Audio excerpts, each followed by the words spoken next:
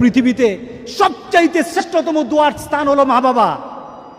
ওই মা বাবা যদি হাত পাতে আরশ পর্যন্ত পৌঁছে যায়, ওই মা বাবা যদি বদদুয়া করে, পৃথিবীর সব তীর সব টার্গেট মিস হতে পারে, কিন্তু মা বাবার বদদুয়া কখনো মিস হয় না, কখনো মিস হয় না।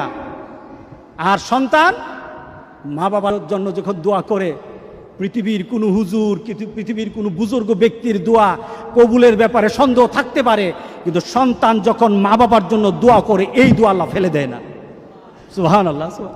কারণ মা বাবার এই দোয়াটা শিখিয়ে দিয়েছেন স্বয়ং আল্লাহ সুবহানাহু ওয়া তাআলা, রব্বির হামহুমা কামা রব্বায়ানি সাগীরা।